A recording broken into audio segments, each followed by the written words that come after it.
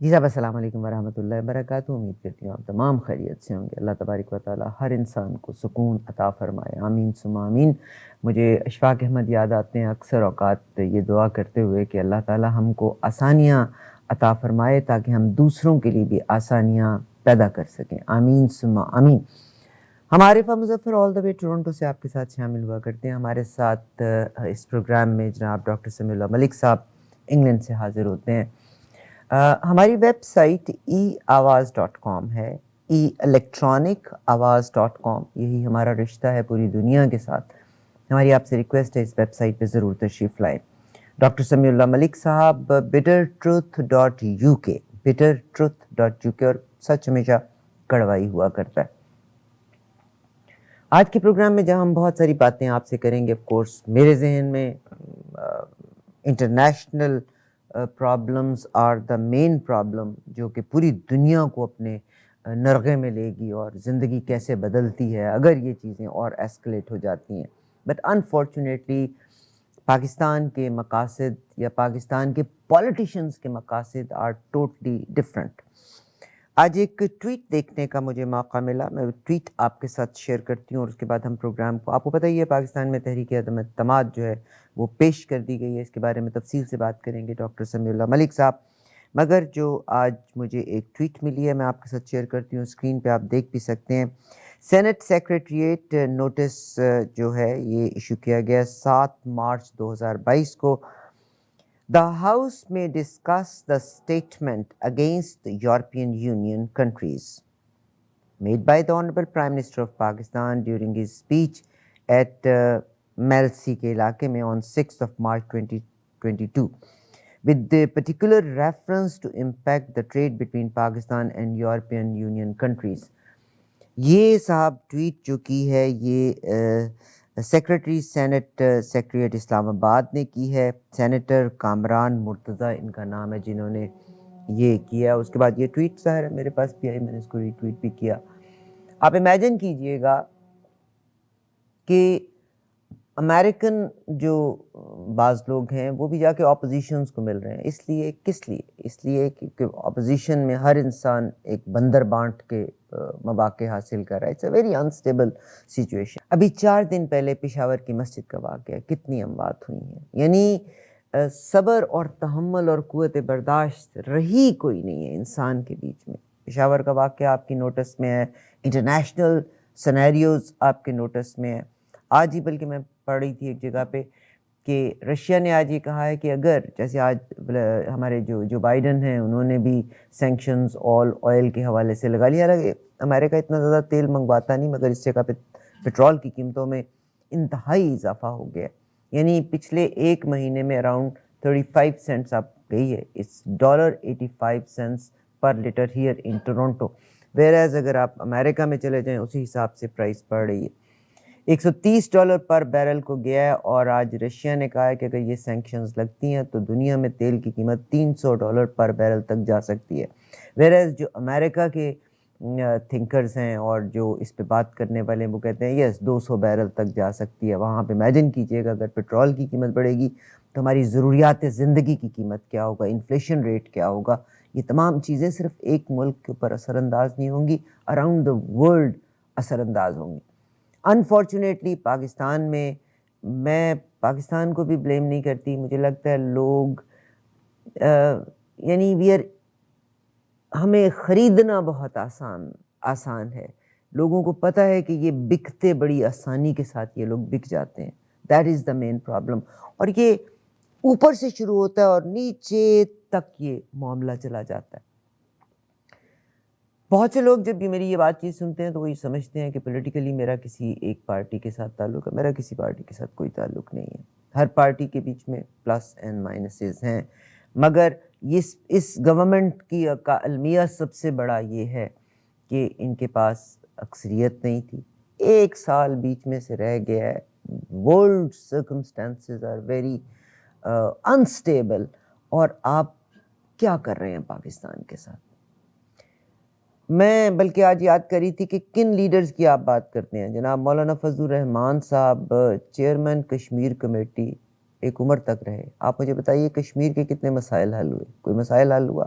ہر بندہ اپنی تنخواہ لیتا ہے، خاص طور پہ یہ پولیٹیشنز۔ میں اپنے ساتھ دعوت دیتی ہوں اسی تحریک عدم اعتماد کے حوالے سے کہ اپوزیشن از فرم کہ 172 از ناٹ اے پرابلم، اتنے لوگ وہ ڈیفینیٹلی ٹیبل کے اوپر لے آئیں گے، اور تانے بانے جوڑ توڑ، اور یہ سارے کے سارے امیر ترین لوگ ہیں جسے کہتے ہیں نا فلتھی رچ پیپل، جو یہ سارا جوڑ توڑ کرتے چلے جا رہے ہیں، مگر یہ کسی اور کو نقصان نہیں پہنچا رہے، یہ اس شاخ کو کاٹ رہے ہیں جس شاخ پہ یہ بیٹھے ہوئے ہیں۔ اور میں عام پاکستانیوں سے مخاطب ہوں، آپ میں سے تو بہت سے لوگ پاکستان کو چھوڑ بھی نہیں سکیں گے، یہ جتنے وڈیرے ہیں ان کے پاس ڈیول بلکہ ٹرپل سٹیزن شپس ہیں، یہ تو دوسرے ملکوں میں جا کے عیش کریں گے۔ جناب سمیع اللہ ملک صاحب، ہم آپ کو ویلکم کہتے ہیں۔ السلام علیکم سر۔ وعلیکم السلام ورحمۃ اللہ وبرکاتہ، حیاک اللہ وبارک اللہ فیک۔ سر پہلے پاکستان سے شروع ہو جاتے ہیں، آف کورس ہم انٹرنیشنل جو صورتحال ہے اس کا بھی تذکرہ ضرور کریں گے، اور جی سر کیا فرمائیں گے آپ، کیا صورتحال ہے اس وقت انسٹیبلٹی کی، پولیٹیکل انسٹیبلٹی کی؟ اعوذ باللہ السمیع العلیم من الشیطان الرجیم، بسم اللہ الرحمن الرحیم۔ اذا زلزلت الارض زلزالها واخرجت الارض اثقالها وقال الانسان ما لها يومئذ تحدث اخبارها بان ربك اوحى لها۔ صدق اللہ العلی العظیم۔ رب اشرح لي صدری یسر لي امری واحلل عقدۃ من لسانی یفقهوا قولی۔ ربنا تقبل منا انك انت السمیع العلیم، آمین یا رب العالمین۔ جب زمین اپنی پوری شدت کے ساتھ ہلا ڈالی جائے گی، یعنی گویا زمین کے اندر جو زلزلے ہیں ان کے اندر بھی زلزلے آ جائیں گے، اور زمین اپنے اندر کے سارے بوجھ نکال کر باہر ڈال دے گی، اور انسان کہے گا کہ اس کو کیا ہو رہا ہے۔ اس روز وہ اپنے اوپر گزرے ہوئے حالات بیان کرے گی، کیونکہ تیرے رب نے اسے ایسا کرنے کا حکم دیا ہوگا۔ کروڑوں حمد و ثنا اور درود خاتم النبیین صلی اللہ علیہ وآلہ وسلم کی ذات گرامی کے اوپر۔ بہن، آپ نے ابھی جو پاکستان کے بارے میں جو انٹرو میں جو فرمایا ہے کہ ابھی پاکستان میں آج ہی نو کانفیڈنس کی موشن جو ہے وہ اسے پیش کر دیا گیا ہے، اور 100 ممبرز کی سگنیچر کے ساتھ اس کو پیش کیا گیا ہے، اور اس کی آئینی حیثیت تو یہ ہے، بہرحال اگر ملک میں جمہوریت ہو تو پھر یہ جمہوری حکومت کے اندر یہ حق ہوتا ہے کہ وہ اپوزیشن جو ہے وہ اگر ان کے پاس وہ سمجھتے ہیں کہ ان کے پاس اتنی اکثریت ہے، میجورٹی ہے، اور وہ نو کانفیڈنس ووٹ لا سکتے ہیں، تو یہ ان کا آئینی حق ہے، اور اس کا آئین نے ہماری کانسٹیٹیوشن 95 کے تحت اس کو حق دیا گیا ہے، اور ہر کانسٹیٹیوشن جتنے بھی جمہوری ہیں ان میں یہ حق ہوتا ہے۔ اس کا طریقہ کار یہ ہے کہ دو طریقے ہیں اس کے، ایک تو یہ کہ اسپیکر کل ہی اجلاس بلائے اور اس کے اندر یہ موشن پیش کر دی جائے، یا پھر 3 دن سے پہلے سے اسے پیش نہیں کیا جا سکتا، رائے شماری نہیں کرائی جا سکتی، اور 7 دن سے زیادہ لیٹ نہیں کرائی جا سکتی۔ گویا اب یہ نو کانفیڈنس جو ہے اگر 7 دن کا بھی کہہ دیا جائے تو بس 1 ہفتے کے اندر اس کا فیصلہ جو ہے وہ سامنے ہمارے آ جائے گا۔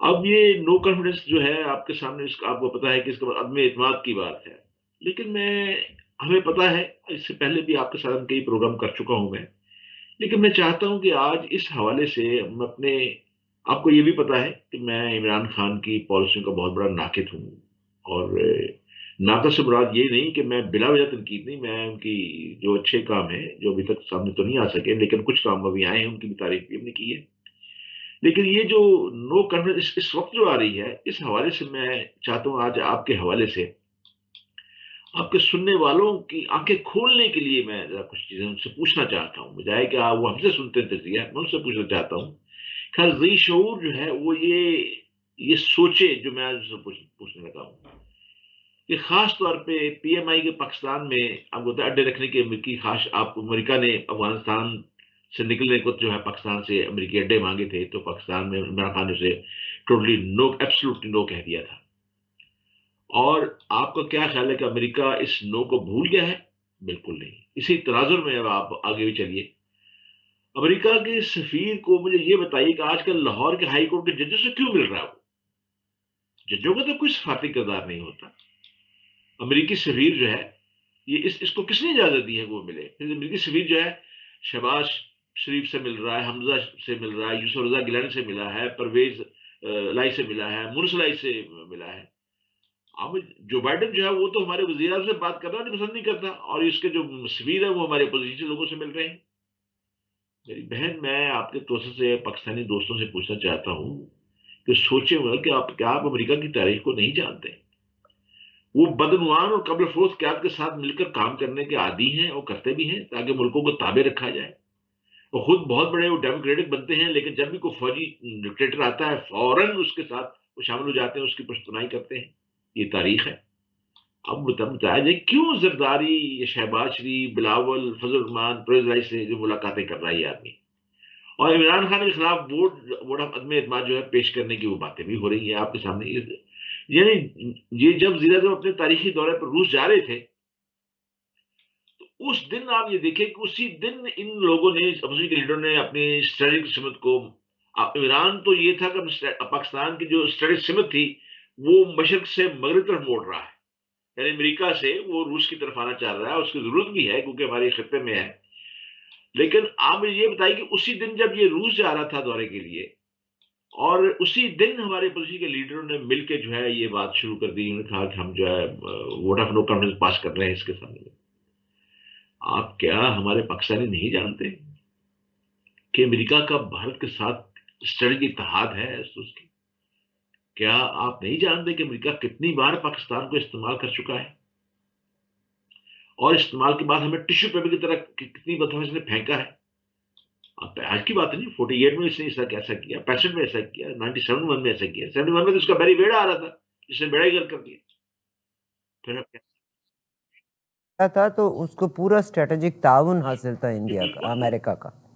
پھر کیا ہم یہ نہیں جانتے کہ سی پیک اور آر پیک کے لیے پاکستان کے لیے کیا فائدے ہیں، اور کون پاکستان کو اسے ترک کرنے کے لیے مجبور کرنے کی کوشش کر رہا ہے؟ کیا ہم نہیں یہ جانتے کہ پاکستان کو اپنے جوہری ہتھیاروں کو ترک کرنے کا کون مجبور کرنا چاہتا ہے اور کون کر رہا ہے؟ کیا ہم نہیں جانتے کہ پاکستان کی مسلح افواج کو بدنام کرنے کی کون کوشش کر رہا ہے، بار بار بدنام کر رہا ہے؟ کیا ہم یہ نہیں جانتے کہ تیل کی قیمتوں میں اضافے کی بین الاقوامی وجوہات تو ہیں، جیسے آپ نے ابھی اپنے انٹرو میں کہا ہے؟ تو یہ موجودہ حکومت پاکستان تو نہیں کیا، اس نے تو ابھی اس جو ایم آئی کے ساتھ جو معاہدہ تھا اس کے باوجود اس نے $10 اس کو کم کر دیا، 10 روپے اس کا پر لیٹر کم کیا ہے، اور 5 روپے سے بجلی کا یونٹ کو کم کیا ہے. اب میں بہن آپ سے بھی پوچھتا ہوں کہ اس بدلتے ہوئے ماحول کے اس وقت میں پاکستان کی رہنمائی کس کو کرنی چاہیے؟ جبکہ نیا ورلڈ آرڈر ابھر رہا ہے اور پاکستان اپنی اسٹریٹجک سمت کو اثر نو ترتیب دے رہا ہے، یعنی سی پیک اور آر پیک کے ذریعے پورے خطے کی پاکستان اپنی معاشی خوشحالی کے لیے محور بن کر ابھرنے والا ہے. اور اس وقت جو ہے آپ نے اس سے قرارداد پیش کر دی ہے، مطلب یہ لارنس کو اسے کرنے کے لیے، مطلب یہ سوچنے والی بات ہے بہن. مطلب بھائی اس کو ہمیں اب غور کرنا پڑے گا اس کے اوپر، مطلب کہ ہم کرنے کیا جا رہے ہیں. اب آپ مثال کے طور پہ ابھی انہوں نے آج عمران، ہاں البتہ میں ایک بات یہاں پہ ضرور کہنا چاہتا ہوں، جو آپ نے جس کا ٹویٹ کا ذکر کیا میلسی کے اندر، بہن ملکوں کے اندر سفارتی زبان میں بات کرنے کا ایک اور انداز ہوتا ہے، اور ہمیشہ سے سفارتی انداز میں بات کرنا ہی اچھا ہوتا ہے، اس کا اثر بھی ہوتا ہے. اس میں کوئی شک نہیں. عمران خان کا الزام بالکل درست ہے، اس نے جو یورپی یونین سے کہا کہ آپ ہمیں تو پریشرائز کر رہے ہیں، آپ نے جب کشمیر کو انڈیا نے ظلم کر لیا تو اس وقت کیوں نہیں بولے آپ؟ آج بھی کشمیر میں ظلم ہو رہا ہے تو کیوں نہیں آپ بول رہے ہیں؟ مطلب یہ بات درست ہے، اور یہ یعنی ہم آپ کو غلام نہیں ہیں، لیکن میں یہ سفارتی انداز سے بات کرنے کا طریقہ کار ہمارا وزیر خارجہ کا یہ کام تھا. ہمارا وزیر خارجہ یہ بات کرتا. میری بات کو پھر دوبارہ آپ سن لیجیے، میں یہ نہیں کہہ رہا کہ عمران نے یہ بات جو ہمارا پاکستان کا سٹانس غلط ہے، نہیں، پاکستان کا سٹانس بالکل درست ہے. ہمیں اس غلامی سے نکلنا ہے، امریکہ اور یورپ کی غلامی سے نکلنا ہے. اس میں کوئی شک نہیں کہ اس وقت یورپ کے ساتھ ہمارا جو ٹریڈ ہے، امریکہ کے ساتھ ہمارا جو ٹریڈ ہے وہ روس سے کہیں زیادہ ہے. پھر یہ ہے کہ روس کے ساتھ ہمارا جو دورہ ہوا ہے، روس کے اندر بھی یہ بات ہوئی ہے، انہوں نے کہا کہ جی ہم ہندوستان بھی ہمارا الائی ہے، اتحادی ہے، ہم کوئی ایسا معاہدہ، کوئی ایسا کام، کوئی ایسا ایم او یو سائن نہیں کریں گے اب تک جس سے ہندوستان کے ہمارے مفادات کو خطرہ پیدا ہو. اب میں آپ سے یہ سوال کرتا ہوں، کیا چین کے اور ہندوستان کے تعلقات جو ہیں اس میں دشمنی نہیں ہے؟ کیا لداخ کے اندر چین نے اس کی ایسی پٹائی کی ہے کہ یعنی خود اس کا جو وزیر دفاع ہے راجناتھ، اس نے پارلیمنٹ میں آ کے یہ بات کہی ہے. اس نے کہا کہ 36,000 مربع میل جو ہے چین نے لداخ کا ہم سے چھین لیا ہے، ہمارے پاس صرف 1/3 بچا ہے. لیکن کیا اس کے باوجود کیا ہندوستان کی چین کے ساتھ تجارت ختم ہوئی ہے؟ بالکل نہیں. کیا آپ نے مجھے بتائیے کیا مودی نے یا کسی اور رہنما نے چین کے خلاف ایسے بیان دیے ہیں؟ نہیں دیے نا بیان. پھر آپ یہ دیکھیے کہ اس کی پالیسی، خارجہ پالیسی یہ ہے کہ باوجود وہ امریکہ کا بھی الائی ہے، روس کے گود میں بھی بیٹھا ہوا ہے. سر کوارٹ ٹریڈ کا حصہ ہے، one of the most sensitive one. لیکن آپ مجھے اس کے باوجود مجھے یہ بتائیے کہ میں آپ سے یہ کہنا چاہتا ہوں، میں کہنے کا ایک انداز ہوتا ہے، طریقہ ہوتا ہے. اب آپ عمران خان صاحب، آپ صرف تحریک انصاف کے لیڈر نہیں ہیں، آپ وزیر اعظم ہیں ملک کے. آپ ملک کے وزیر اعظم ہیں اور ملک کے آپ کو پتا ہے کہ ملکوں کی تجارت جن ملکوں سے ہو رہی ہے مطلب اس کو بھی آپ رسک پہ لگا رہے ہیں. کیا ایف اے ٹی ایف کا جو دباؤ ہے وہ ختم ہو گیا ہے؟ آج تک ہم اس کو بھگت رہے ہیں. ہماری گردن پہ ننگی تلوار رکھی ہوئی ہے، کسی کو بھی ہم آپ کو جو ہے ریل لسٹ سے بلیک لسٹ کر دیں گے. ابھی بھی ایک پوائنٹ کی وجہ سے جو ہے ریل لسٹ پہ رکھا ہوا ہے ہمیں. تو آپ مجھے یہ بتائیے کہ کیا آئی ایم ایف کی مالیاتی اداروں کا ہم پہ بوجھ نہیں ہے، دباؤ نہیں ہے؟ کیا ہم نے یاد ہو نا ہم مقروض نہ ہو، ہم مقروض بھی ہیں، قرضے بھی ہم نے لینے ہیں، ان کی قسطیں بھی ادا کرنی ہے. اگر ہم نے اسی طرح اپنے کاروبار کو، ایکسپورٹ کو بھی ختم کر دیا پھر ہم کیا کریں گے؟ آپ سر ان ادر ورڈز آپ بھی وہی بات کر رہے ہیں جو سینٹ نے کہی ہے کہ جی عمران خان نے غلط کیا یہ بیان دے کے. ان ادر ورڈز آپ یہی کہہ رہے ہیں نا؟ نہیں، میں یہ نہیں کہہ رہا. میں بالکل بڑا لطیف فرق اس کو سمجھنے کی کوشش کیجیے. میں عمران خان کے اس سٹینس کو بالکل اس کی تائید کرتا ہوں. ہمیں غلامی سے نکلنا ہے. ہمیں اس نے کہا مگر دوسری طرف آپ وہ حوالہ دے رہے ہیں نا، آئی ایم ایف کا حوالہ دے رہے ہیں، اپنی ٹریڈ کا حوالہ دے رہے ہیں. انڈیا کی ٹریڈ کم ہے. میں یہ اس لیے کہہ رہا ہوں، میں کہتا ہوں کہنے کا طریقہ ایک انداز ہوتا ہے. دیکھیے میں آپ کو بتاؤں، میں کئی دفعہ آپ سے کہہ چکا ہوں کہ کہنے کا انداز. ایک صاحب وہ کہتے ہیں تمہاری ماں کا قسم آ رہا ہے، ایک آدمی کہتا ہے تمہارے والد صاحب تشریف لا رہے ہیں. بات تو ایک ہی ہے لیکن کہنے کا انداز کس قدر مختلف ہے. پھر اس ملکوں کے ساتھ جو تعلقات ہوتے ہیں، ملکوں کے ساتھ جو بیان بازی ہوتی ہے اس صفاتی انداز میں، صفاتی زبان میں کی جاتی ہے. آپ ہمارا وزیر خارجہ جو ہے جس کو اس مشکل وقت میں کام کرنا چاہیے، وہ لانگ مارچ کر رہا ہے، سندھ میں بیٹھا ہوا ہے، لانگ مارچ کر رہا ہے. مطلب سر سارے پولیٹیشین لانگ مارچ پہ بیٹھے ہیں، سارے کون سا، چاہے گورنمنٹ کے ہوں چاہے اپوزیشن کے ہوں، everybody is on the long march. Nonsense. مطلب قوم میں سوچ اور وہ چیز ہے ہی نہیں، یعنی اپنی پئی ہوئی ہے. آپ نے بھی سورت قرآن پاک کی جو بیان کی ہے کہ قیامت کا دن زلزلے کی گھڑی ہوگی اور زمین جو ہے وہ کھڑکھڑائے گی. کیا ہے کھڑکھڑانے والی چیز؟ جس دن ماں کو بچے کی خبر نہیں ہوگی، اور اس کی تفصیل میں جائیں تو عورتیں اپنا حمل تک گرا دیں گی. تو میرا خیال ہے پاکستان میں وہی صورتحال ہے اس وقت. کسی کو کسی کی نہیں پڑی ہوئی، اپو تاپی پڑی ہوئی. میں اس لیے سورۃ زلزال کی یہ آیات پڑھی ہیں تاکہ لوگوں کو بتایا جائے. مگر سر انڈائریکٹلی تو آپ بھی سپورٹ کر رہے ہیں نا کہ whatever he said he did wrong. Imran Khan نہیں، میں نے کہا کہ جو کہا وہ درست ہے، جو کہا وہ درست ہے. ہمیں اس کی غلامی سے نکلنا ہے، اس کی پہلا قدم ہے اس کا. میں کہتا ہوں کہنے کا یہ وزیر خارجہ کا کام ہے وہ یہ بات کہے اور اسی انداز سے جواب دے جس انداز سے یورپی یونین نے آپ کو کہا. انہوں نے خط لکھا ہے، آپ بھی اس کا جواب میں خط لکھے ہونے میں. آپ نے دیکھو کہ مجھے بتائیں کیا کسی یورپی یونین کے سفیر نے کسی تقریر میں آ کے بات کہی ہے، کسی انٹرویو میں یہ بات کہی ہے؟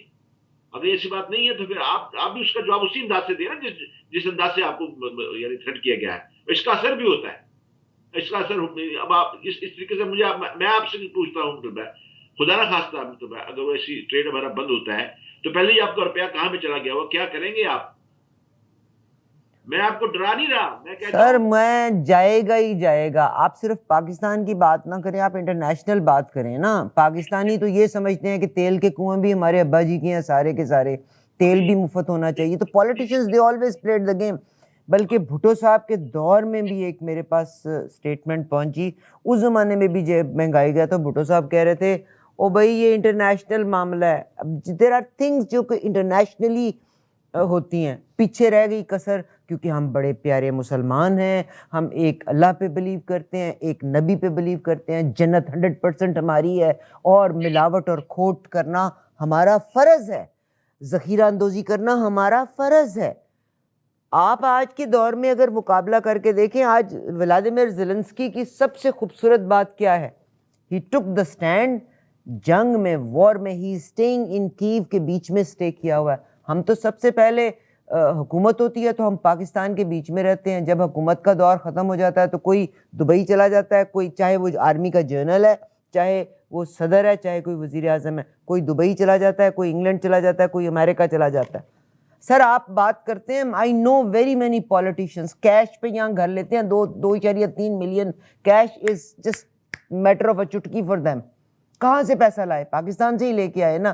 اور یہ جو ہمارا فسکو ہے، فائنینشیل جو سورسز ہیں، وہ بھی پھر ان لوگوں کو چیک نہیں کرتے. ہاں بھائی اتنا پیسہ کتوں لے کے آئے ہیں؟ تو شریف آدمی ہمیشہ مرتا ہے، چاہے وہ پاکستان میں ہے چاہے وہ باہر ہے. میں سر بڑی معذرت کے ساتھ، جتنے جرنلسٹ ہیں، انڈیا کا ایک جرنلسٹ نہیں بولا انڈیا کے اگینسٹ، ایک جرنلسٹ نے نہیں بات کی. اور وہ جب نریندر مودی جو چاہتے ہیں وہ کہتے ہیں، اس کے بعد وہ عام آدمی کے منہ سے وہی لفظ کہلواتے ہیں، اور وہ کہتے ہیں جی جھوٹ ہے، we are the biggest democracy of the world. میں آپ کو ابھی میں نے شروع میں میں نے کہا کہ میں نے پاکستانی آپ کے توسط سے پاکستانی عوام کو جو کچھ سوالات پوچھے ہیں وہ سارے کے سارے عمران کی فیور میں میں نے آپ سے پوچھے. سر میرا عمران تو چچا کا بیٹا لگتا ہی نہیں ہے. عمران نے بھی، میں نے 50 دفعہ یہ کہا عمران خان کی کیبنٹ کے بیچ میں، کیونکہ اس کو موقع ہی نہیں ملا کوئی کام کے ڈھنگ کے بندے چنے جاتے. اس کی کیبنٹ میں تو سارے کے سارے چور ہیں جو مختلف پارٹیوں سے آ کے بیٹھے ہوئے ہیں اس کی بات یہ ہے کہ میں نے پہلے یہ بھی کہا ہے کہ میں عمران کے ناقدوں میں سے بھی ہوں، لیکن یہ ہے کہ جہاں اس کی پالیسی کی مجھے ڈیفینڈ کرنا پڑے گا میں کھل کے کر رہا ہوں. میں یہ کہہ رہا ہوں کہ اس کے پیچھے آپ دیکھیے انہوں نے آغاز تو کر دیا. پشاور، آپ نے پشاور مسجد کا اعلان کیا، بتایا دھماکے کا. وہ قصہ خانی بازار میں جو ہے مطلب تنگ گلیوں جو مسجد ہے شیعہ تشہیر ذات کی، وہاں تقریباً 80 کے قریب لوگوں کو شہید کر دیا گیا، اور 80 کے قریب 90 کے قریب لوگ جو ابھی تک شدید زخمی ہیں، اور میں سے کہتے ہیں کہ آدھے جو لوگ انتہائی سیریس حالت میں ہیں. آغاز تو انہوں نے کر دیا ہے، اور داعش جو ہے اس نے اس کی ذمہ داری بھی قبول کر لی ہے. داعش نے اپنی ویب سائٹ کے اوپر جو خود کش حملہ آور ہے اس کی تصویر بھی جاری کر دی ہے، اور باقاعدہ طور پر اس نے کہا ہے، مطلب اب داعش کے بارے میں کون نہیں جانتا کہ داعش کو کس نے بنایا، کس نے ترتیب دیا، کون سا مارکیٹ میں لے کے آیا، ہم سب جانتے ہیں. آغاز تو کر دیا انہوں نے. مطلب سر آپ نے آپ آج کو ایک جو واقعہ روس کا شیئر دورہ کیا آپ ہوا نے اپنے کیا. آرٹیکل میں، آپ نے اپنے آرٹیکل میں ایک واقعہ شیئر کیا ہوا ہے اس کامیڈین کا، جی جی ٹھیک ہے، اور جس نے کہا کہ میرے والدین جو تھے آرتھوڈاکس تھے اور انہوں نے مجھے کیا سکھایا اور میں نے کیا سیکھا، اور آج کا پولیٹیشین کیا کہتا ہے. ذرا وہ واقعہ تو شیئر کریں. میں نے آپ کا آرٹیکل پڑھا، اس میں نے وہ واقعہ پڑھا. جی بات یہ ہے کہ یہاں رائل البرٹ ہال بہت بڑا ہال ہے یہاں برطانیہ کا، اور تقریباً یہ یورپ کا سب سے بڑا اور دنیا کا تیسرا بڑا ہال ہے. اب اس کے اندر یعنی ساری کھچا کھچ بھرا ہوا تھا، کیونکہ ایک امریکن اسٹینڈ کامیڈین ایما فلپس وہ اس کا شو تھا، اور دنیا اس کا نام ہی بکتا ہے امریکن، کھچا کھچ بھرا ہوا تھا. وہ آیا، اس کا ایک بڑا خاصہ یہ ہے کہ وہ مذاق مذاق میں لطیفوں میں بہت بڑے فلسفی گتھیاں سلجھا دیتا تھا. وہ آیا اور دل دھرنے کی جگہ نہیں تھی، لوگ کھڑے ہو گئے اس کو دیکھ کے، سیڑھیاں بجانا شروع کر دی. اس نے اشارہ کر کے لوگوں کو بٹھایا، اور بیٹھنے کے بعد اس نے مائک کو اپنے ہاتھ میں پکڑا اور بڑی گمبھیر آواز میں بولا. اس نے کہا دوستو، بات یہ ہے کہ میرا بچپن بڑا قسم پرسی میں گزرا ہے، بڑا غربت میں گزرا ہے. میرا باپ کیتھولک پادری تھا جو کہ دین پہ، مذہب پہ بڑا یقین رکھنے والا تھا، اللہ پہ بڑا خوف رکھنے والا تھا. مجھے بائکس سے بڑی محبت تھی، میں بائکس لینا چاہتا تھا، لیکن میرے باپ کے پاس اتنے پیسے نہیں تھے مجھے بائکس لے کے دیتا.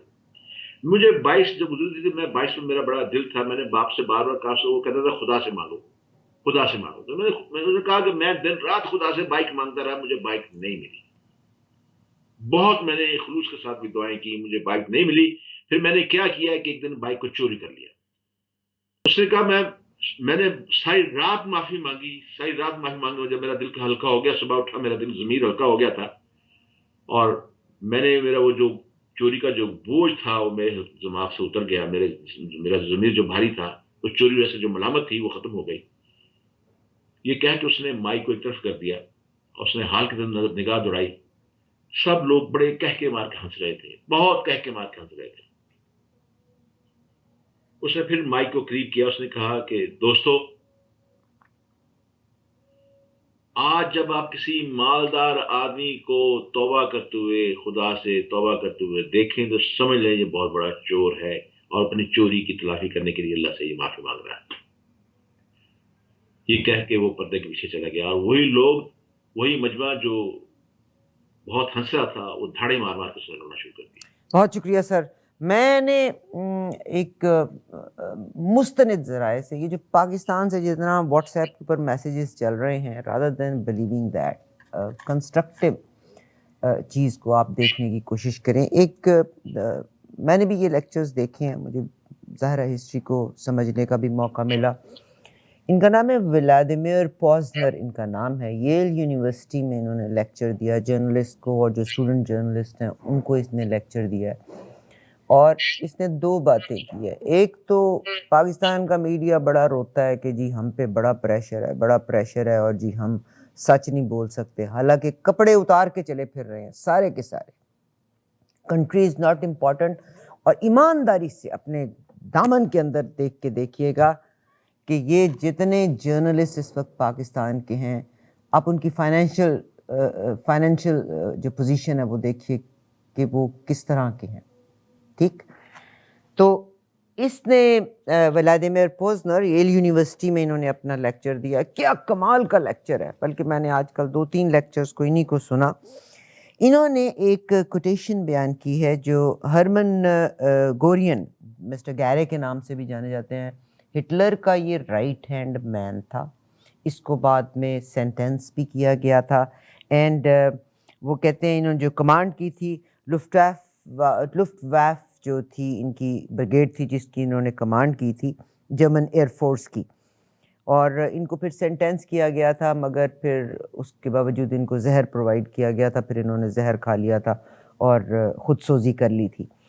یہاں پہ انہوں نے ایک لفظ کہا، میں آپ کے ساتھ ولادیمیر پوزنر کے ورڈز میں ہی وہ بھی آپ کے ساتھ شیئر کرتی ہوں، اور پھر ولادیمیر پوزنر نے کیا کہا ہے کہ میڈیا کیا ہے۔ یہ بعض اوقات جتنے طریقے سے ایکسپلین کیا جاتا ہے وہ میرے اور آپ کے دماغوں کو پوائزن کرنے کے لیے کیا جاتا ہے۔ وہ کہتا ہے naturally common people don't want war neither in Russia nor in England nor for that matter in Germany, that is understood. But after all, it is the leader of the country who determines the policy, and it is always simple matter to drag the people along. Whether it is a democracy of the fascist dictatorship, یا democracy ہے یا fascist dictatorship ہے, or a parliament or a communist dictatorship, voices or no voices, the people can always be brought to these matters. ٹھیک ہے. اور all you have to do is to tell. یہ جو politicians ہیں یہ کہتے ہیں جی ملک بڑے خطرے میں، ملک بڑے خطرے میں، ملک بڑے، مہنگائی بہت زیادہ ہوگی، مہنگائی بہت زیادہ ہوگی.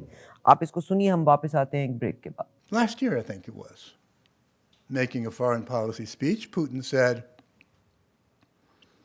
our mistake was that we trusted you too much. And your mistake was that you tried to take advantage of that. That is the situation today. Now, it may seem to you that I'm blaming the United States. I don't want the word blame used. It was a mistaken political decision. It was not the Russians. It was this decision that finally led to this change in Putin's attitude towards the West, and in particular towards the United States, which is why I say how U.S. policy created Putin the way he is today. And the really, if you will, dangerous thing is that Russian leadership, I should be more precise and say Vladimir Putin, does not trust the West, does not trust the United States, which makes it very difficult to move away from where we are today. So that's something I want to underline. So we are now in a new arms race, which is terrible. We are in a new Cold War, which threatens all of us. The danger of an accidental nuclear exchange has grown. We no longer seem to fear that. There used to be demonstrations. Get rid of nuclear weapons. That's not happening anymore.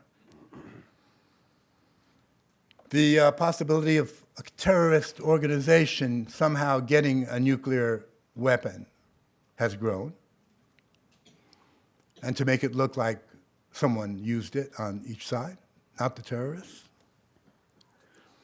So that, I believe, is something we should all understand.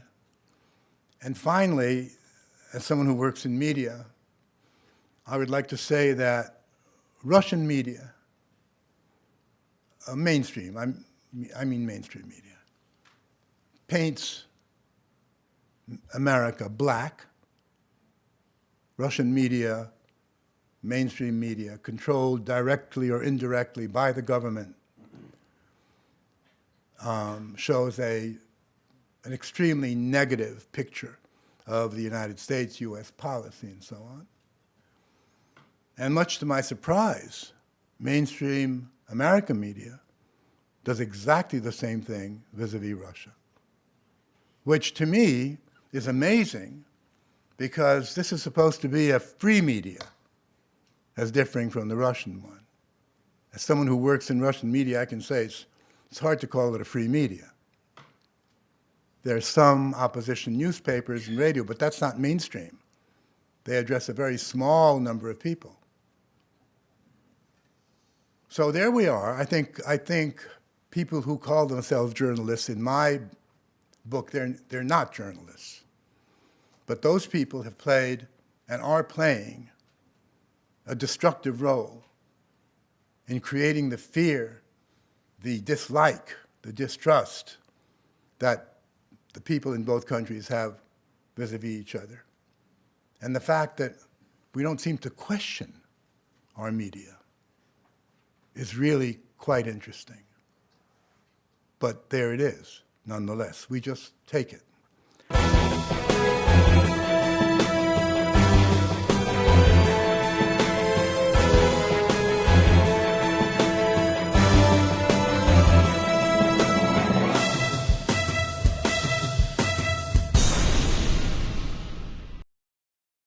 जी साहब, एक बार फिर से programme में आप तमाम को खुश आमदीद कहना चाहती हूँ। समी भाई, एक चीज़ बड़ी अजीब सी है जिसको मैं आपके साथ शेयर करती हूँ। इंटरनेशनल पॉलिटिक्स की तरफ आती हूँ, चीज़ें बड़ी सीरियस हैं। मैं अपने बल्कि स्टेशन पे भी बड़ी दफ़ा, और आज नहीं, आज से तकरीबन 6 महीने पहले, जब सऊदी अरेबिया और इसराइल के दरमियान ताल्लुकात अच्छे होने जा रहे थे, उस ज़माने की बात, मैंने ये आर्टिकल्स शेयर भी किए थे। आई अटेंडेड डिफरेंट लेक्चर्स को भी मैंने सुनने का मुझे मौका मिला था। जब रशिया ने यूक्रेन पे अटैक किया तो 3 ही बड़ी सिंपल सी मांगे थी उनकी। यूक्रेन उस साइड के ऊपर ना बढ़े, यूक्रेन नेटो में शामिल ना हो, रेजर्वेशंस थी उनकी। मगरिब ने कहा कि भाई हम तो नहीं शामिल करना चाहते, अगर ये मुल्क शामिल होना चाहते हैं तो they are more than welcome.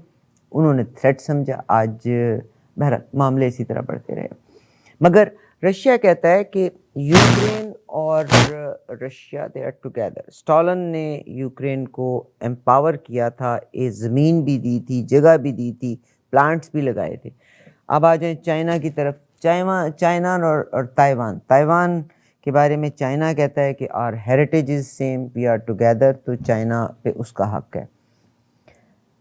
मैंने आपसे कल भी ये जिक्र किया था, आप सल्लल्लाहु अलैहि वसल्लम ने जब मदीना पाक की तरफ हिजरत की थी, ये आज से 1 साल पहले सरफेस हुए थे आर्टिकल्स इस पे, कि उस ज़माने में Jewish they were very strong in Medina Munawwara. और ये जब जैरेड कुशनर जाते हैं, ये 1-2 आर्टिकल्स सरफेस हुए थे और मेरे पास उनकी कॉपीज़ भी हैं। हो सकता है कल कलाम को इसराइल ये कह दे कि जी मदीना पाक और हम तो इकट्ठे हैं, यानी the most established and stable Jewish were in Medina पाक। ठीक, अब सैटरडे को, लास्ट सैटरडे को, फ्रॉम नोवेयर इसराइल के prime minister, not a Zoom meeting, personally he went to Moscow. 3 घंटे की मुलाकात हुई, और जब 1-2 बार ही सिर्फ इसको अनाउंस किया गया, और उन्होंने कहा कि from the day 1 Israel is in contact with the international world, ये जो रशिया और यूक्रेन का मामला है उसके हवाले से। उस 3 گھنٹے کی ملاقات کے بعد جو پرائم منسٹر ہیں انہوں نے امریکہ سے بھی بات کی، مگر مزے کی بات یہ ہے وہ گفتگو کیا ہوئی، وہ سرفیس نہیں ہوئی. اس کے بعد اس ملاقات کا دوبارہ تذکرہ بھی نہیں ہوا. تو what do you say about this؟ بہت بڑی گہری بات، بڑا آپ نے جو سوال ہے بڑا زبانی سوال ہے آپ کا. اب دیکھیے اگر اس طرح کے دعوے ہونے شروع ہو گئے تو پھر تو ساری دنیا کے اندر دھما چوپڑی بچ جائے گی. تمام دنیا کے ممالک جو ہیں کبھی نہ کبھی کسی اور کی ملکیت رہے، کسی اور سوسائٹی، کسی اور کلچر کے ساتھ رہے. اگر آپ یہ دیکھیں تو پھر 700 سال مسلمانوں نے سارے یورپ میں حکومت کی ہے، پھر سارے یورپ کو بھی آپ دینا پڑے گا، آپ کو لانا پڑے گا، یعنی یورپ سارا پاکستان کو دینا پڑے گا، تو مسلمانوں کو دینا پڑے گا. ہندوستان کے اوپر بھی مغلوں کی حکومت رہی، پھر ہندوستان بھی مغلوں کے حساب سے پھر یعنی مسلمانوں کو جانا چاہیے. اسی طرح برطانیہ جو ہے اس کی امریکہ کے اوپر، امریکہ اس کی کالونی تھی، پھر امریکہ کو جو ہے وہ برطانیہ کے سامنے سرنڈر ہونا پڑے گا. یعنی اگر آپ یہ دیکھیں تو آپ یہ وائبل ہے ہی نہیں. مطلب آپ وہ 2000 سال پرانی اگر جو باتیں آپ کر رہی ہیں یہ اب ممکن نہیں رہا. اس میں بہت سی باتیں ہو چکی ہیں، مطلب ایسی باتیں نہیں، یہ سب باتیں ہو چکی ہیں ایسی باتیں. اب میں جو آپ کے سامنے جو بات کرنا چاہ رہا ہوں وہ یہ ہے کہ آپ یہ دیکھیے کہ یہ اگر تو دنیا میں کوئی نیا فساد پیدا کرنا ہو تو پھر تو آپ کوئی نہ کوئی بہانہ نیا تراش سکتے ہیں. جیسے آپ کو پتا ہے کہ بڑی مشہور مثال میں پڑا کرتے تھے کہ ایک میمنا پانی پی رہا تھا، شیر بھی پانی پی رہا، اس کا دل للچایا کہ میں اس کو کھا جاؤں. اس نے کہا بھائی یہ پانی گدلا کیوں کر رہے ہو؟ اس نے کہا حضور پانی تو آپ کی طرف سے میری طرف آ رہا ہے. اس نے کہا یہ تو بات بنی نہیں. اس نے کہا تم نے پچھلے سال مجھے گالیاں دی تھی. اس نے کہا حضور میری تو عمر ہی صرف چند مہینے کی میری عمر ہے. اس نے کہا تم گستاخی کر رہے ہو، تو میرے سامنے بولتے تم پتہ نہیں میں بادشاہ ہوں، اور پکڑ گئے کھا لیے چبا لیے. ہاں اگر دنیا کے اندر ایسا نظام لائیں گے تو پھر تو دنیا میں کہیں بھی سکون نہیں رہے گا، امن نہیں رہے گا. پھر دنیا جو ہے پھر بھول جائیے امن کی اس باتوں کو، مطلب ہے. لیکن یہ ہے کہ ایسا ہوگا نہیں، دنیا بھی اس بات کو جانتی ہے. ابھی آپ دیکھیے کہ اسی معاملے کو آپ یوکرین پہ لے آیا. آپ یوکرین کا جو مسئلہ ہے اس وقت دنیا میں بہت تیزی سے اس وقت جو ہے مطلب اس پہ ہاہوکار مچی ہوئی ہے. اب آپ کے ساتھ اس پروگرام بھی میں کر چکا ہوں، اس کے اوپر اور بھی پروگرام میں نے کیے ہیں، کالم بھی کئی لکھے ہیں اس کے اوپر، مطلب ہے. اور تمام اس سیاسی مناظر کو ساری دنیا جو ہے بڑے غور سے میڈیا کی نظر سے دیکھ رہی ہے. آپ نے پچھلے پروگرام میں بڑی خوبصورت بات کہی تھی کہ روس امریکہ کے پاس ان کا اپنا ایک چینل، ان کا میڈیا ہے جس کی وجہ سے ساری دنیا کو اس نے اپنی طرف پیچھے لگایا ہوا ہے. اور روس کی اس بات میں کمی ہے اور چینل میں کمی ہے کہ ان کے پاس اپنا کوئی میڈیا نہیں ہے. یہ بڑی درست بات کہی آپ نے اور بڑی زبردست بات کہی. بلکہ آپ نے یعنی یہ جنگ کا پاسا پڑ دیتا ہے میڈیا جو ہے، ایسا اس دنیا جو سن رہی ہے. آج الجزیرہ کو کھول لیں، سی این این کو کھول لیں، بی بی سی کو دیکھیں، سب جو ہے وہ ایک ہی زبان میں بول رہے ہیں اور باتیں یہ بتائی جا رہی ہے کہ بس روس ظالم ہے، روس نے ظلم کر دیا، یہ ہے وہ ہے، سب کو باتیں کر رہے ہیں. دیکھیے جنگ کے حق میں بھی نہیں ہوں، میں بھی نہیں چاہتا کہ بے گناہ لوگ مارے جائیں. یوکرین کے لوگ جو ہے جو لوگوں کا کوئی قصور نہیں ہے، حکومتوں کی پالیسی ہے اور حکومتوں ایسے لوگ اپنے لوگوں کو مروا رہے ہیں. مطلب ہے میں ان بے گناہ لوگوں کے حق مرنے کے حق میں نہیں ہوں. لیکن آپ مجھے یہ بتائیں کہ جب عراق کے اندر جنگ چل رہی تھی، یوکرین تو نیٹو کا ممبر بھی نہیں تھا، اس نے اپنے 7,000 فوجی وہاں پہ بھیج دیے، اس نے راکٹ لانچر وہاں پہ بھیجے، اس نے تباہی، یوکرین کے فوجیوں نے تباہی مچا دی وہاں پہ جا کے عراق کے اندر. اور آج خود امریکن جو جنگی وقائع نگار ہیں وہ لکھتے ہیں کہ سب سے زیادہ خون ریزی جو کی ہے وہ یوکرین کی فوج نے کی. آج مجھے بتائیے اللہ کی لاٹھی کس قدر بے آواز ہے. آج یوکرین کے اوپر خود ایک آدمی اس وقت تھا، ایک مسلمان تھا، اس نے ایک عراقی تھا، اس نے ایک ٹویٹ کیا تھا.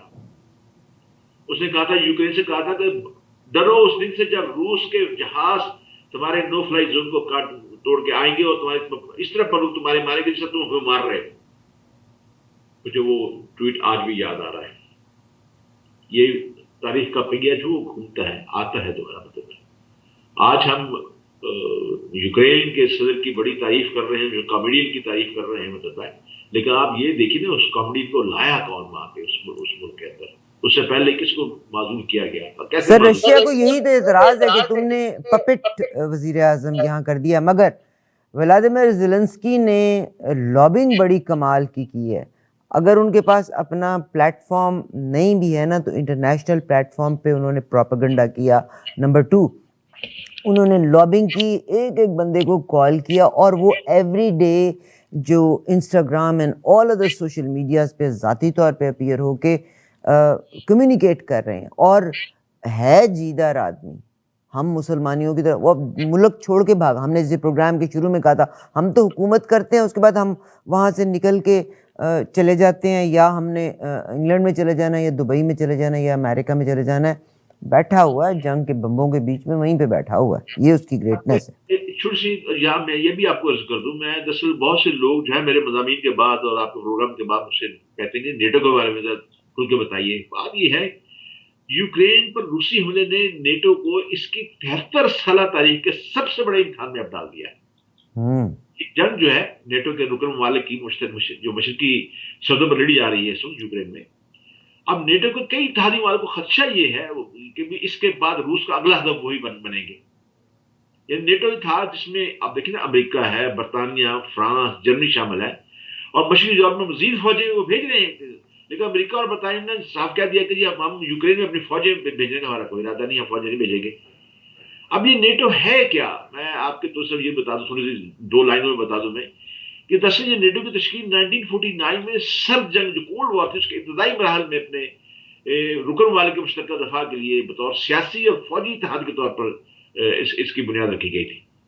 امریکہ اور کینیڈا کے علاوہ 10 یورپی ممالک کی جانب سے دوسری جنگ عظیم کے نتیجے میں بنائی گئی اس اتحاد کا بنیادی مقصد اس وقت کا سوویت یونین جو آج روس ہے اس سے نمٹنا تھا. اب جنگ کے ایک فاتح کے طور پر ابھرنے کے بعد سوویت فوج جو تھی اس کی ایک بڑی تعداد جو تھی آپ کو پتا ہے مشرقی یورپ میں موجود تھی، اور ماسکو نے مشرقی جرمنی سمیت کئی ممالک پر اس کا کپڑا کافی اثر رسوخ قائم کر دیا ہوا تھا.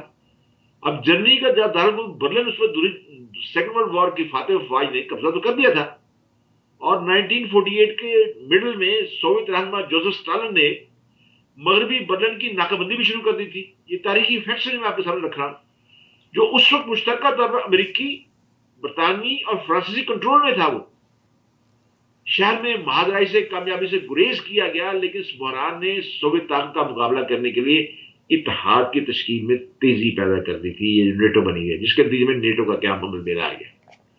اور 1949 میں امریکہ اور 11 دیگر ممالک، اس میں نے بتایا نا کہ برطانیہ ہے، Norway, Belgium, Denmark, Netherland, Portugal, Iceland, Luxembourg, انہوں نے پھر ایک سیاسی اور فوجی اتحاد تشکیل دیا.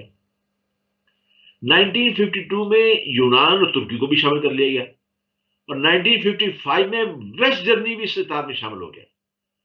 اب دوسری جانب آئیے، 1955 میں سوویت روس اس نے بھی نیٹو کا مقابلہ کرنے کے لیے مشرقی یورپ کے کیمسٹ ممالک کو جو اس کا تھا فوجی اس کا اتحاد بنا لیا، اسے وارسا پیکٹ کا نام دے دیا اس نے. 1991 میں سوویت یونین کے خاتمے کے بعد آپ دیکھ لیں وارسا معاہدے میں جو شامل جتنے موسٹلی ممالک جو تھے انہیں وفاداری بدل لیا اور نیٹو کے رکن بن گئے ہیں. اب جو اس کے روس کی جو بارڈر کے ساتھ جو ریاستیں ہیں اس کے ساتھ چلی گئی ہیں. اب دنیا اس وقت بہن جب بگڑی صورتحال سے ایک نئی عالمی جنگ طرف بڑھ رہی ہے. ہم نے کسی نے کہا تھا کہ بھی شاید نہ ہو، لیکن ایک خوشگواری اب بھی مجھے یہ ہے کہ بھی دنیا کو چند منٹوں کو تاریخ کر دینے کی صلاحیت رکھنے کے باوجود یہ ایسی غلطی کی نہیں جائیں گے اس طرف. میں تو کہتا ہوں کہ 8ویں جنگ کا ذکر کرنا بھی ظلم ہے. لیکن مجھے یہ بتائیے جو لوگ اس وقت یوکرین میں جنگ میں مارے جا رہے ہیں، بےمانہ جنگ شعلوں میں برباد ہو رہے ہیں، ان کے لیے تو آج ہی قیامت ہے.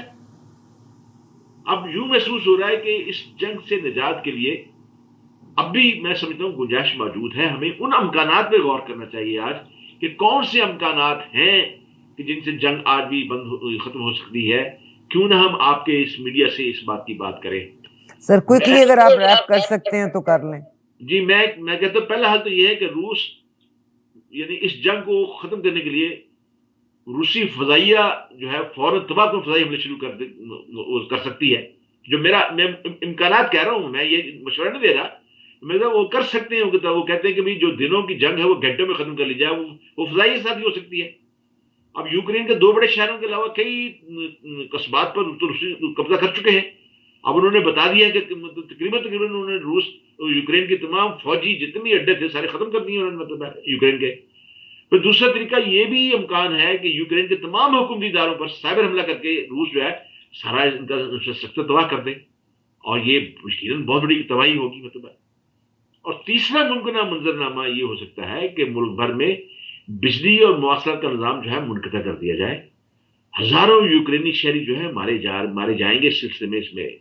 اور یہ ابھی تو وہ بڑا سخت دلیرانہ مزاحمت کے باوجود کیو پر دنوں میں حملہ نہیں ہو سکا، قبضہ نہیں ہو سکا، لیکن اس پر قبضہ روس کر لے گا.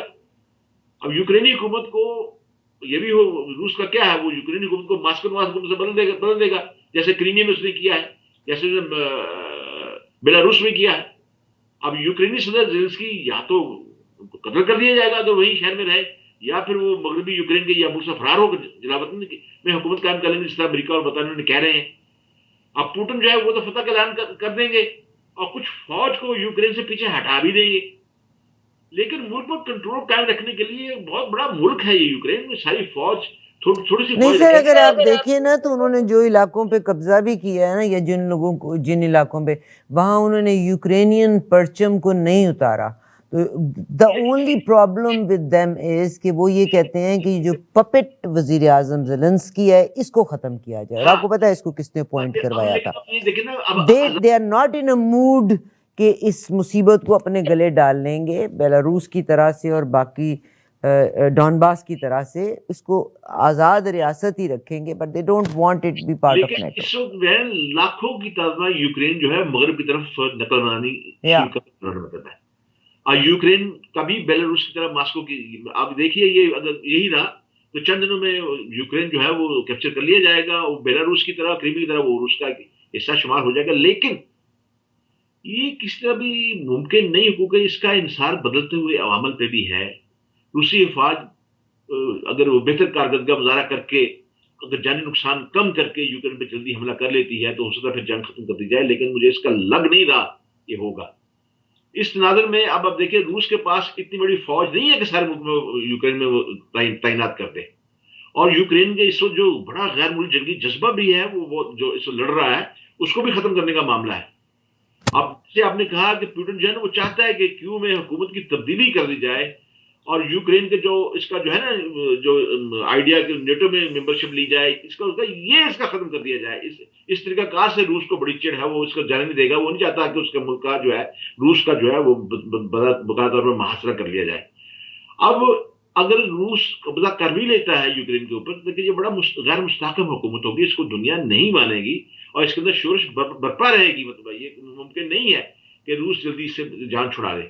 یہ تو ایک بڑا کلیل متی پلان امکانات جو میں نے آپ کے سامنے رکھے. اگر یہ جنگ طویل شکل اختیار کر لیتی ہے تو اس صورت میں زیادہ امکان یہ ہے کہ روسی فوجیں پست ہو جائیں، ان کے حوصلے پست ہو جائیں، کم حوصلے ہو جائیں، ناقص لاجسٹک اور نااہل قیادت ان کی راہ کی رکاوٹ بن جائے گی. یہ بھی ہو سکتا ہے میری بہن کہ روسی فوج کو کیوں جیسے شہر کو محفوظ بنانے میں زیادہ وقت لگے، کیونکہ اس کے محافظ شہری فوجی آپ نے کہا گوریلا جنگ شروع کر دی انہوں نے، یہ تو گلیوں کوچوں میں شروع ہو چکی ہے. ایسی صورت میں شہر کا طویل محاصرہ جب ہو جائے گا تو پھر اس کے لیے مشکل ہوگا، کیونکہ روس کو آپ بتا 1990 میں بھی چچنی کے دور گروزنی پہ بھی قبضہ کرنے کے لیے روس نے بڑے پاپڑ بیلے تھے اور بڑا نقصان اٹھایا تھا. اس لیے روس جو ہے وہ طویل جنگ کا حامی نہیں ہے، وہ برداشت نہیں کر سکتا، اس کی نہ اس کی معیشت برداشت کر سکتی ہے. بہت شکریہ سر، بہت شکریہ. ٹائم ہمیں آگے جانے کی اجازت نہیں دیتا. ایک بڑی پیاری سی چیز میری نظر سے گزری، اور ایک بات میں، آپ سارے مجھ سے زیادہ تجربہ کار ہیں، مجھ سے زیادہ آپ لوگوں کا ایکسپوئر ہوگا، مگر میری ایک ملاقات ہوئی تھی لورین بوتھ سے، جو ٹونی بلیئر کی سسٹر، جنہوں نے 2010 میں اسلام قبول کیا تھا، جرنلسٹ اینڈ ٹھیک ٹھاک ان کا ایکسپوئر تھا.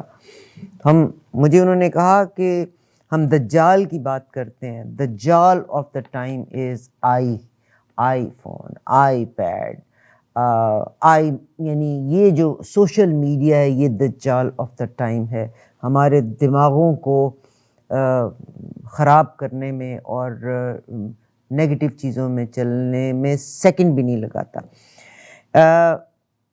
ہسٹری کوئی اتنی اچھی نہیں ہے. آج یوکرین نے بالکل غلط ہے اگر وہاں پہ کلسٹر بامز کا استعمال ہوتا ہے انسانیت کا، مگر وہاں کے جو پرائم منسٹر ہیں انہوں نے دو بدو جنگ کا لوگوں کو موٹیویٹ کر رہے ہیں، بار بار موٹیویٹ کر رہے ہیں، بلکہ فرام اراؤنڈ دا ورلڈ انہوں نے کہا ہے anybody who want to join. 1981 میں رشیا آتا ہے افغانستان میں، شاید in the long run Pakistan strategic جو پاکستان کی پوزیشن ہے، جیو پولیٹیکل پوزیشن ہے، وہ بڑی اسٹرانگ ہے، مگر نکل کے چلا جاتا ہے۔ امریکہ 54 ملکوں کے ساتھ آتا ہے یہاں پہ، 54، رشیا تو اکیلا آیا تھا، 54 کنٹریز کے ساتھ امریکہ افغانستان میں آتا ہے، اینٹ سے اینٹ بجا کے چلے گئے، مگر یقیناً الحمدللہ آج پاکستان محفوظ ہے۔ پاکستان کے politicians are the worst politician, but ہمارے ریلیجیس لیڈرز، اور آپ ہسٹری اٹھا کے دیکھیں، ان کو اپوائنٹ کیا، مسلط کیا گیا تھا، ان کو پیسہ دیا گیا تھا، ان کو زمینیں دی گئی تھیں، آج وہ امیر سے امیر ترین ہے۔ بائی دا وے، یہیں پہ پروگرام کو میں ختم کرتی ہوں۔ آج عمران خان صاحب کا بڑا کمال کا بیان سامنے آیا ہے، کل یہ پروگرام آپ دیکھیں گے۔ انہوں نے کہا ہے کہ جہانگیر ترین، آپ کو دیور یار نا، پکے پکے یار تھے، تو آج عمران خان صاحب نے کہا ہے کہ جہانگیر ترین چوروں کا ساتھ دے گا کبھی نہیں۔ تو دیکھیے بس، this is what the politics of Pakistan. اپنے خیال رکھیے گا، حفاظت کیجیے گا، اللہ تعالیٰ مجھے اور آپ کو صحیح فیصلہ کرنے کی استطاعت دے اور سچ کی ترویج کے قابل بنا سکے۔ ہماری ہسٹری کوئی اتنی اچھی ہے نہیں، ہسٹری کی طرف اگر آپ چلے جائیں تو ہم کو توڑنے والے ہمارے اندر سے ہی ہمارے اپنے لوگ تھے۔ اجازت دیجیے گا، انشاءاللہ۔ سمیع اللہ ملک صاحب، آپ کا بے انتہا شکریہ، اور یقیناً look forward for your feedback. اگلے پروگرام تک میرا اور آپ کا